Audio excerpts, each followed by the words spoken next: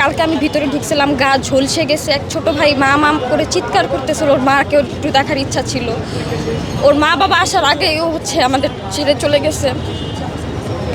বাবা মাও হয়তো জানতো না যে বাচ্চাটাকে এভাবে দেখতে হবে। গা একদম ঝলসানো, বাচ্চাটাও নেই, একটাই সন্তান ছিল। আমার মনে হচ্ছে যে যারা আগুনে দগ্ধ হয়েছে ওরা আমার আপন ভাই বোন। যারা মারা গেছে ওদের জন্য আমি কিছু বলে শেষ করতে পারবো না। যারা এখনও দগ্ধ অবস্থায়, আহত অবস্থায় ভিতরে আছে, ওদের জন্য যে আমাদের সবার একটা কষ্ট যে ওরা কতক্ষণ বেঁচে থাকবে, বা যারা খুবই মর্মান্তিক অবস্থায় এখনও আছে। আমরা তো সঠিক নিউজটা এখন ভিতর থেকে পাচ্ছি না কতজন এই অবস্থায় আছে। তো সবাইরে বলবো যে একটু আমাদের যে গার্ডিয়ানগুলো আছে ওনাদের পাশে দাঁড়ানোর জন্য।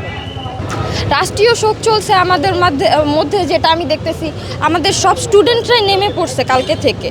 সাধারণ জনগণ অনেক আসছে, ব্লাড দিতে আসছে। তারা এখানে যারা ব্লাড দিতেছে তাদের পানি কিনে দিতেছিল, ফল কিনে দিতেছিল। আমরা যারা ভলান্টিয়ারের কাজ করছি তাদেরকে অনেক সাহায্য করছে।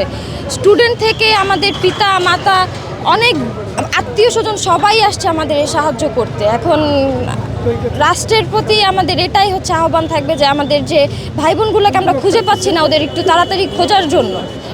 বাবা মাগুলো অনেক আকুতি মিনতি করতেছে যে আমাদের বাচ্চাটাকে আমরা খুঁজে পাচ্ছি না, একটু খুঁজে দেন। আসিয়ার ফ্যামিলি কালকে থেকে অনেক খুঁজতেছে, পাইতেছে না। আসিয়ার ভাইয়ের ফ্রেন্ডরা, আসিয়ার ভাই একটু আগে এখানেই ছিল। ভাইয়া বলতেছিল যে আপু আপনি কি আসিয়াকে দেখেছেন? আমি বলছি না ভাই, আসিয়াকে আমি দেখি নাই।